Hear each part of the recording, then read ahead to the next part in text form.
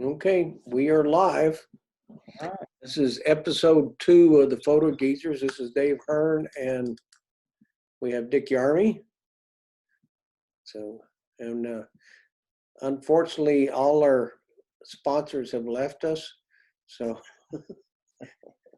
we're we're encouraging people to send us money, or use at least use your food balances and send us dinners. So, Yeah, they could just transfer food balances to us. yeah. So what we're going to do today, we have about 30 photos we're going to talk about out of some 80 something that I put together in a slideshow that we'll also put out. We're going to cover basically 3 topics and a couple others, but we're going to talk about double exposure because we had our tutorial since last time on doing double exposures using Snapseed on mobile devices, and we got a good response to that. We had several nice landscape photos that had leading lines in them, and we're going to talk about those. And then we're going to spend some time on a couple of nice flower pictures, repetitions, but then talk about aspect ratios and cropping. So with that, I'm going to share my screen and bring up my Lightroom catalog. You see the catalog, right, Dick? Yeah, I do. Okay. And I'm going to start off with this picture. I think by now everyone is aware that Buzz and Sydney had their commitment ceremony yesterday, fully approved by the management of Givens Highland Farm. So we weren't sneaking around doing something that shouldn't be done. It was Sid and Buzz and 6 of his long-term close friends, and I was videoing and shooting the event.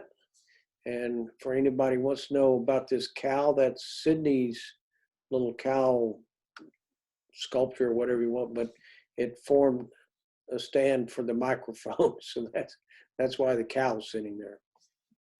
But anyway, congratulations to Sydney and Buzz. Congratulations. Yeah. Like I said last time, we did a series of, not a series, but we did a tutorial on doing double exposures and mainly exploring how you can do those on your mobile devices using a program called Snapseed. And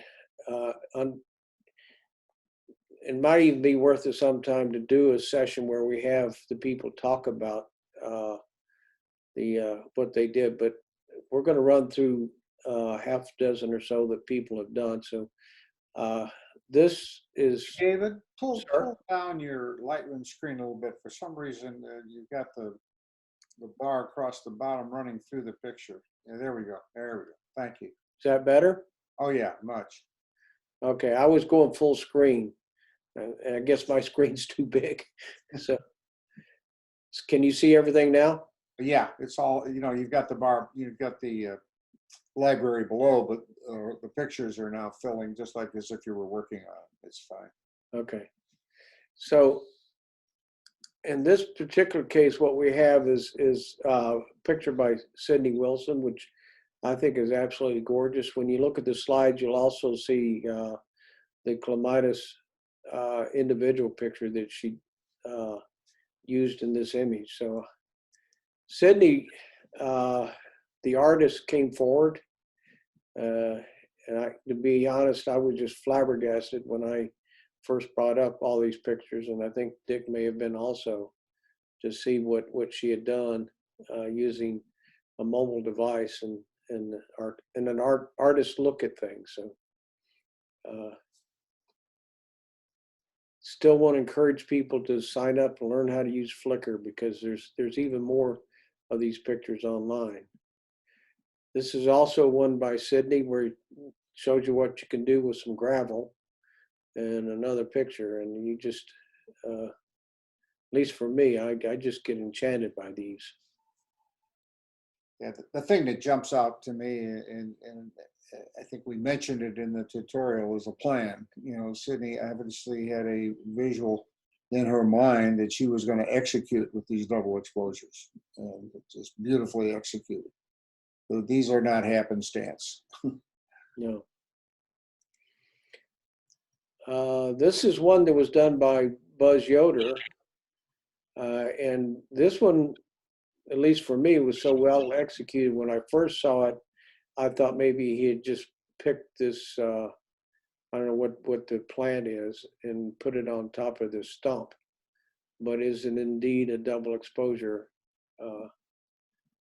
And I think I did ask Buzz, and he did shoot the flowers against a dark background. So when he blended, that background just disappeared.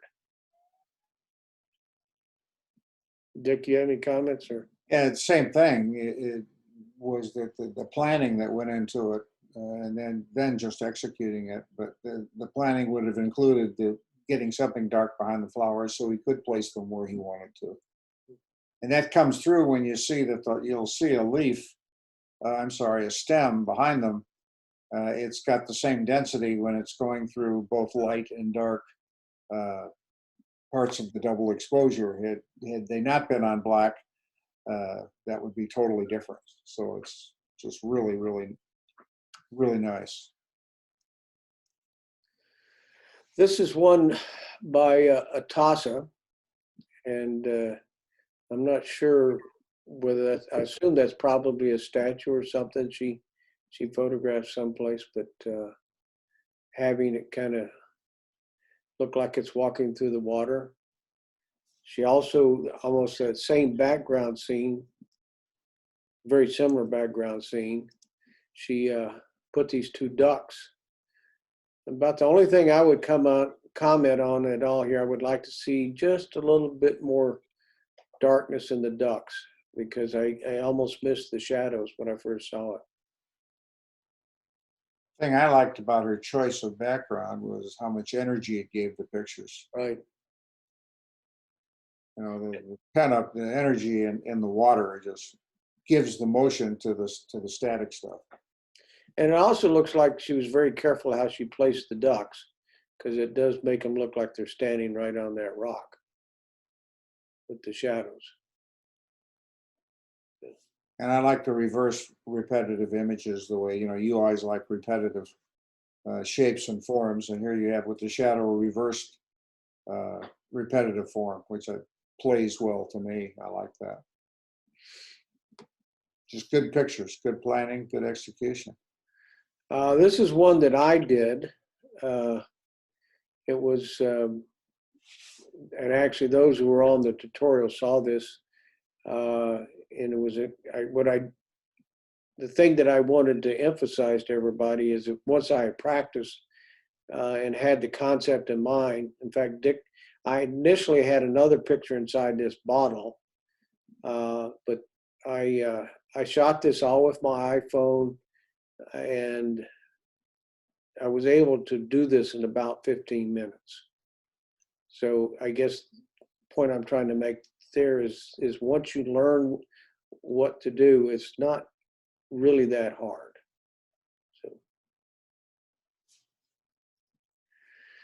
So Dick, you want to talk about this double exposure? And you did this one in camera, right? I believe I did, yeah. There's some post work done, which is the darkening more of the 45 degrees on the top and on the bottom. But basically, what I did was I exposed for the highlight of the fence, runs around the pond at Meadowmont, and only the fence, trying to take everything else down. And then I just pointed the camera up into the sky until I could get some clouds that would approximate the look of ground fog behind the fence. It just was an illusion that I was trying to create. So for those of you who have not seen this image up until now, the point is that is not ground fog. That's actually clouds that were shot as a double exposure in camera. But you could have done the same effect post. You could already done it better in post, actually, because if you had an entire cloudscape to work with, you could be really picky about, how you rotated it or placed it or where you did it. You could get it even, probably more effective than this.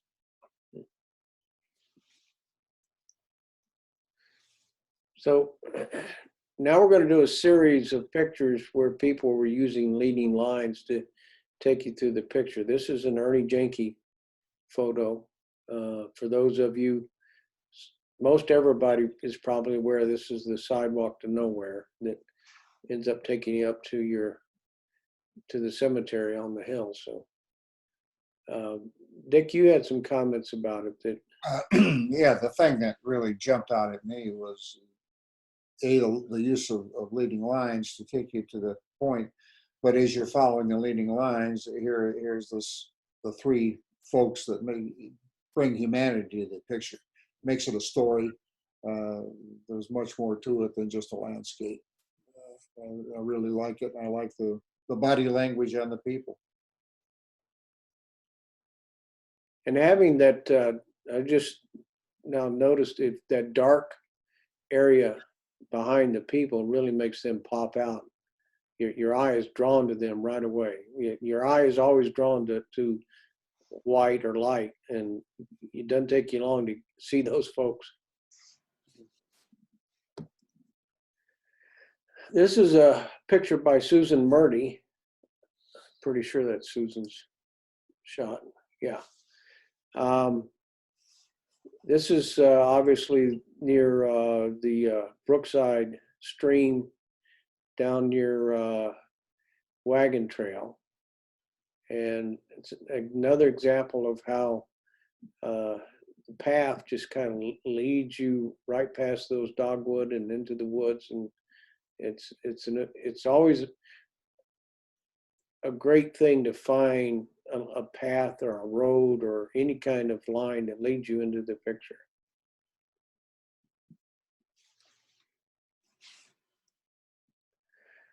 This is a Horace Hunt picture. For those of you who may not recognize it, this is Herb Ball Trail, and this is the stream that runs on the downhill side of Herb Ball Trail. And again, we've got this nice leading S curve that takes you right through the picture and back into the foliage in the background. And there's also some very nice shadows in this picture. So Depth. Yeah. I'm not sure what time of day he took it, but it was late enough that we were casting some longer shadows from the trees. This is a picture by Atossa Kramer. And again, this is Herb Ball Trail. This is down on the eastern end, looking back towards campus. As Dick pointed out, the what do they call those? Martins? The birdhouse, big bird hotel is back up in here. But this, to me, is beyond the leading line of the path. What makes this picture, and everybody knows that I'm a nut about early light, late light. So you're starting to get late light. It's got a nice early golden touch to it. You get some nice streaks of light through the woods. You get backlit leaves. It just that same picture taking in the middle of the day would not have worked. You would not have enough. You would have had probably such a contrast between the dark under the trees and the light in the background that either you would blow out the sky or you would blow out, or you would have the trail too dark. No, it's just the golden light coming through all of the lighter green and yellow foliage just makes a picture come alive. Right. I just now noticed too, down here, it even gives some highlight to the stream. So you start picking up the stream down here.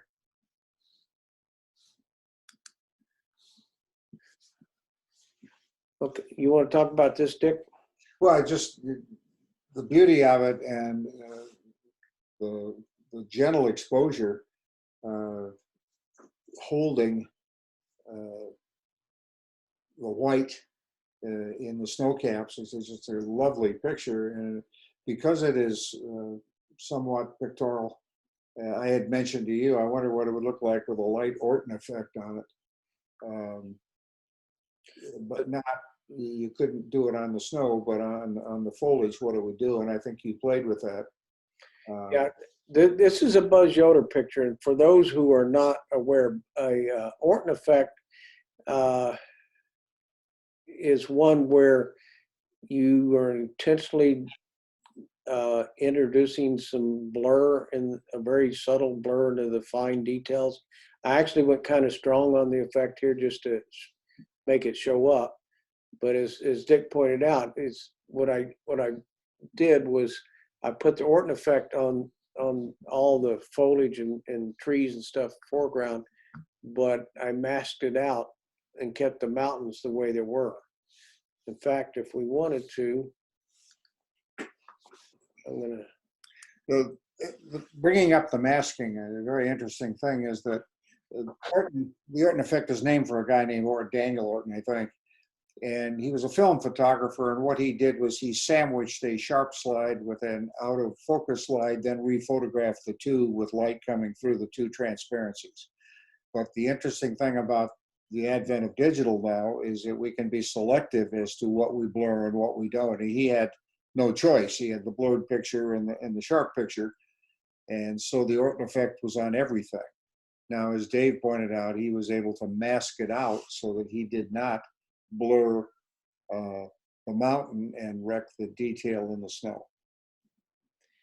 And just for everybody's information, I actually went and tried taking Buzz's picture on my iPhone and using Snapseed. There's one of the tools is called Glamour Glow, and you can get a very similar effect using Glamour Glow. And again, you've got the masking tools that you can duplicate this effect on your iPhone.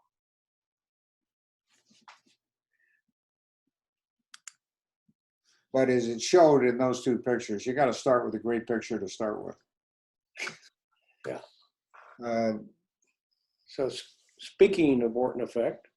Yeah, and this is kind of fall Orton, I guess. Sometimes when you have stuff that's right in front of you and you see it daily and it's pretty ugly, it's kind of hard to get moved toward doing something. And because we've played around in the club with abstracts, somewhere between abstract and realistic, to me, is heavily stylized. And this is just a dirty piece of glass, in front of the lens. I blurred this in camera by using, a soft focus filter, but basically it's a bad piece of glass. So you get a lot of refraction, etc. And then the rest is done by enhancing the colors like you would in Snapseed, making it warmer, the light warmer than probably it was, although it was early morning. The one other thing I did not mention about Buzz's picture was that also this was an example where you have a leading line. It's not a path, but if the space between the trees and then in the mountains, it leads you right. You have a leading line there. And sometimes it's not necessarily an implied leading line. But this is a Tasha Kramer's picture where she's framed the mountain in the background in such a way, again, your eye is taken to that mountain despite everything else in that picture. I mean, you've got a lot in the picture. You can't help but look at that mountain. It's a lovely framed shot. It's really nicely done.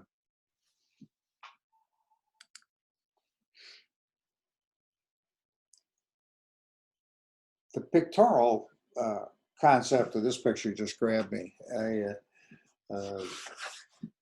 This being pulled to the lady in the foreground and then to the Ferris wheel.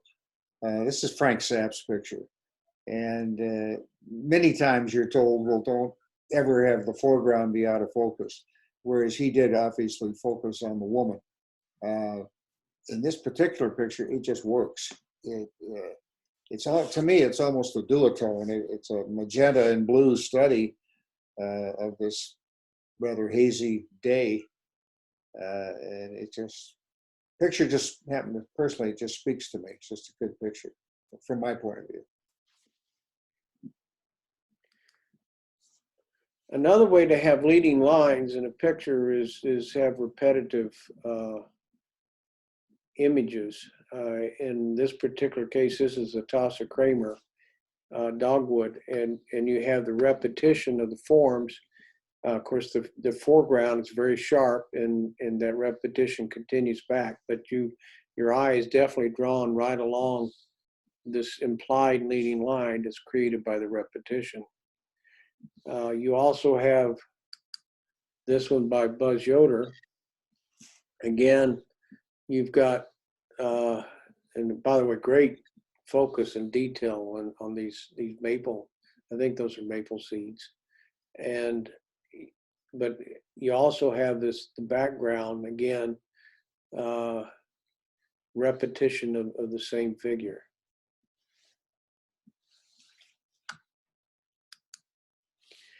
This is Sue Smith's, and it's a calla lily. I think she said a baby calla lily, that, and very much like the way she has framed the picture. You could probably maybe crop in just a little bit tighter, but foreground out of focus. The whatever this. I always forget. I guess that's a stamen or a pistil. I don't know, that's in the. But besides liking the picture, I wanted to contrast to this. This is also her picture, and let's take a brief moment to talk about aspect ratio. Aspect ratio is the height to width of the frame size in your camera frame or in your picture. And I want people to become much more conscious of that aspect ratio. Every camera has its own aspect ratio. The old 35 millimeters were 3:2. Cameras like Ernie's and mine, the Micro Four Thirds, those are 4:3 aspect ratio. The original iPhone was 3:2 up through iPhone 5. And then they started getting these bigger things, and through, I think, iPhone 8, they were 16:9, which is a very classic landscape aspect ratio, 16 wide, 9 high. And then the latest Samsungs and the latest iPhones are 9.5:9. So they're very tall and very narrow. And in this particular case, that you have this stem coming across the top, this area up in here doesn't add a whole lot to the picture. In fact, it's distracting. So one of the things you can do is you can look at trying to crop this. Now you can crop it by hand, or you can just try different aspect ratios. One of the things you might want to say, well, geez, maybe I'll try a square. So if I put a square on there, I run into a problem because the tips of this leaf on top, and I can't get it all in there. So I can say, well, what if I do a 3:2 classic? Going back to what the old iPhones are 35 millimeters, and that's pretty much what the iPhone is that Sue shot this with. So if I go to a 5:7, I'm getting closer. I can try a 4:5,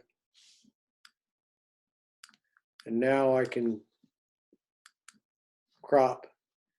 I get rid of the material on top, and now I've got something that at least to me is the picture was always good.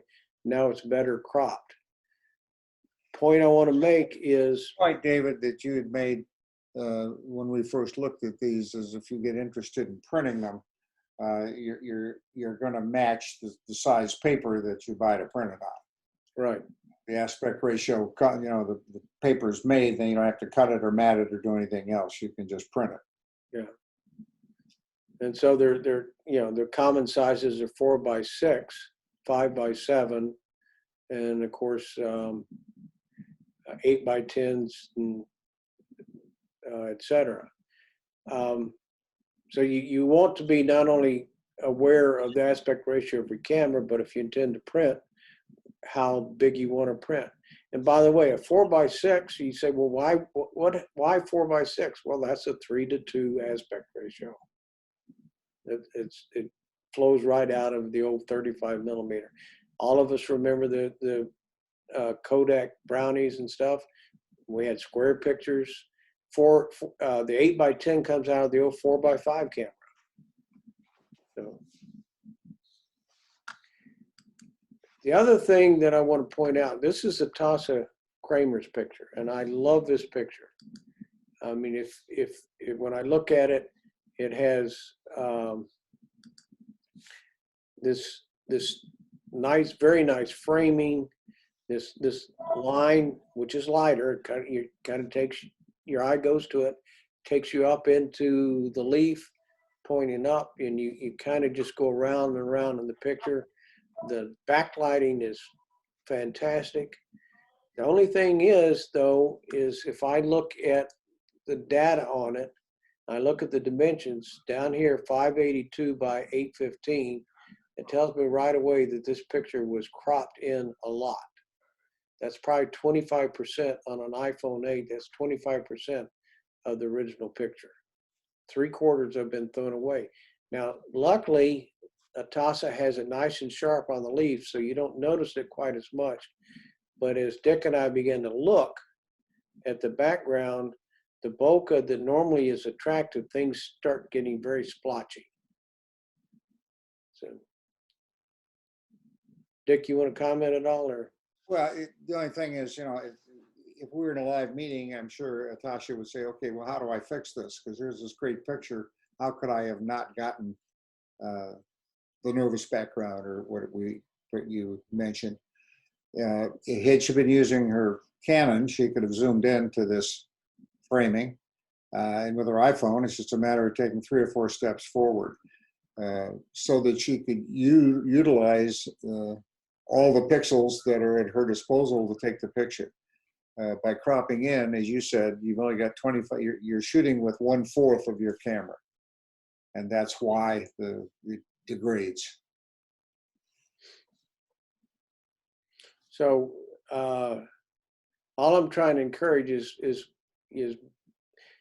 be aware of the picture you're trying to take and try to get as much of that picture within the frame of the camera as you can.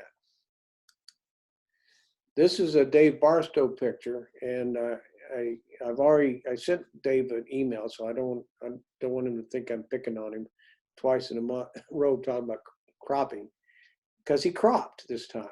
He definitely cropped his picture, but he also sent me the original, which is here.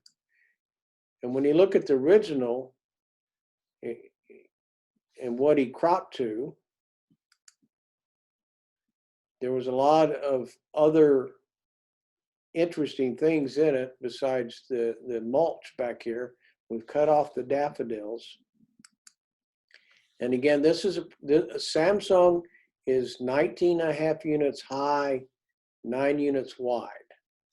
So one of the things you want to do is there another, I asked Dave, is there another crop? And he said he's going to look at it for next month. So I'm not going to go into trying to crop his picture.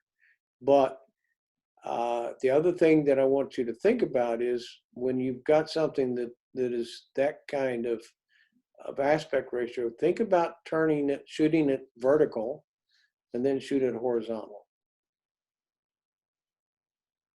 The only aspect ratio that approximates this kind of an aspect ratio like that is on the Samsung phone, it would be the widest motion picture apertures that they shoot features with. And when you're at home at night and you look at Netflix or one of those things, look at how they frame that wide aspect, because it's a very difficult thing to work with. And you'll see they do it in thirds. 2/3 of the picture is subject and 1/3 is background, or vice versa.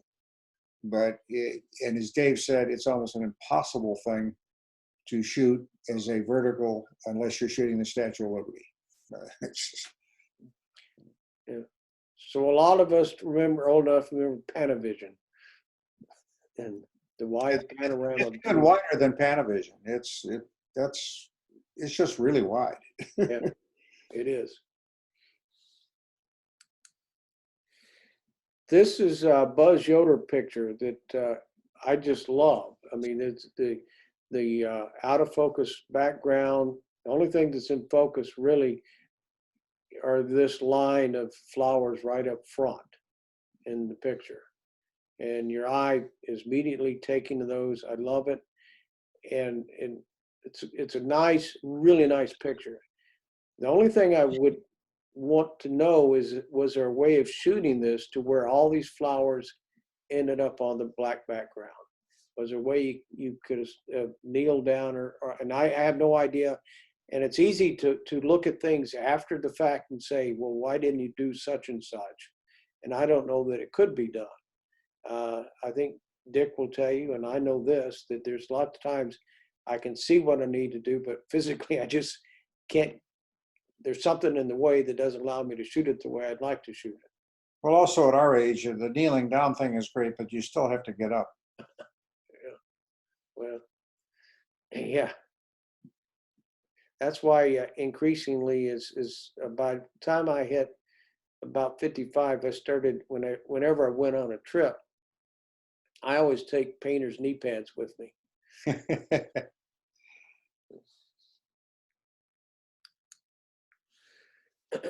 This is a Sue Janke picture, and I think Dick and I both just absolutely love the tones in this picture.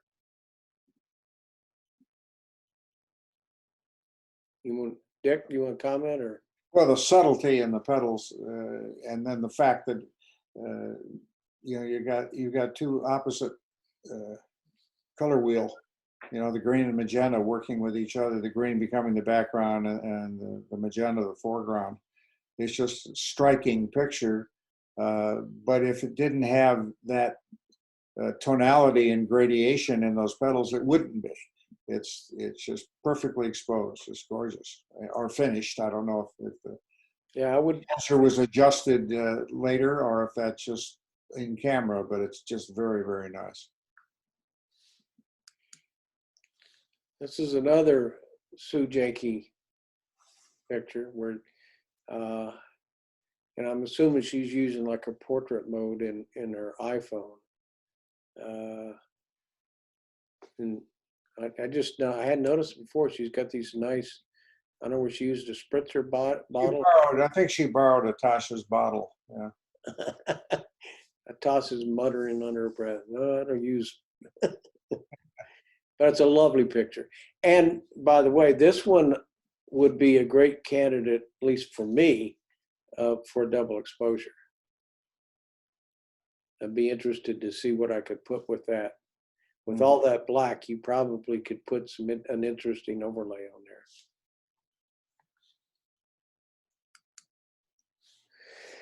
there. This is Horace Hunt's picture, and it's an example both of paying real attention to your horizontal and vertical lines. He obviously, at least to me, he obviously looked very closely at his, and what did he shoot this on? Was this his iPhone or what camera? I don't know. I'm not sure what he shot it with. But the vertical and horizontals are lined up with the edges of the picture.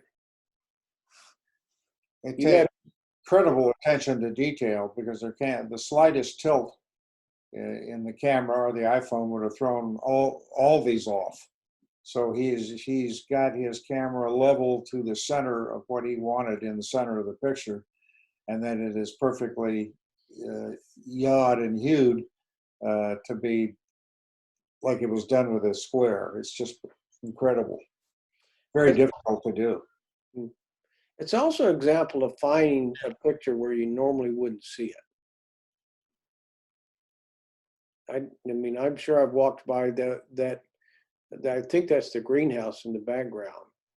Yeah, I'm pretty sure it's the greenhouse. And I'm guessing you're looking through the back slats of the shuffleboard bench. Ah, And the way it's lit, it's front lit, and yet he did not get his own shadow in the picture either. So, I mean, the light's obviously behind him. So, it just a lot went into this to make it such a striking graphic. and this is an Ernie Janke picture. And again, this is, and we had several examples this time. We always seem to have examples of people finding a picture where you normally, it's learning to look to see something. And the tonal gradations in this picture, I like a lot. I do too. I like the geometric shapes. Not quite. I've got some things to help me understand what I'm looking at, but then I've got other things I don't quite know what I'm looking at. So it's. I'm not. He's got the lampshade there. I'm not sure where he shot it. Dick, you said something about doing things in post with this. Oh, minor things. There's two little shadows that are sticking out from the second post in from the left that I'd probably clone out of there because they're a little bit distracting. But I wouldn't touch the tonality. I think he's got somewhere there's a light piece of light's kicking off something and giving you an extra dimension in the going from the left, the third vertical. You see, it's like a light kick. Right here? Yeah, no, a little further.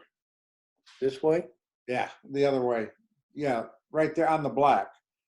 Up at looking to go up the one in, third vertical. One more. Go over one more. Now up a little. Oh, You see the kick in there? oh, okay. Yeah, I see that. Lighter. There may be a glass table or something, but it's just added one more dimension. I mean, there's got to be 50 tones of gray in this thing. It's very, very, very nice. And again, that he saw it. The fact that Ernie saw that. And then we're going to end on a post-apocalyptic, I guess. This is a Rock Ward picture. The last full moon was called a pink full moon, and the assignment was to play around with post-processing, among other things. And I'm not sure what Rock did to get this, but it is kind of striking. So it's and it's interesting because he's held some detail in the moon. Again, now I played around with this photo. This is, for me, this is an excellent candidate for double exposure with another image. With all that darkness, huh? With all the black, yeah. If this was my picture, I'd be playing around with double exposure for sure. So that wraps up what we were going to go over. They all close to 80 pictures. I'll be putting on a slideshow, but hopefully people who review this will enjoy it. And the Photo Geezers, thank you for viewing episode number 2. We'll see if you still want an episode 3. One thing I'd add is that because there is no interaction, unfortunately, if things that have come up create questions or concerns, things you'd like to wish we'd cover, or etc., just drop us an email, and if it's something that needs a tutorial, we'll think about doing that, or anything we can do to keep you more involved, so it's not just Dick and Dave chatting. Yeah, in fact, I would urge you to give us some feedback on two things. One is, would you want this done live with a larger group? Or number two, if you have suggestions for tutorials that you would like to see, don't hesitate to reach out and let us know. So with that, I'm going to pause the recording. Everyone have a good day.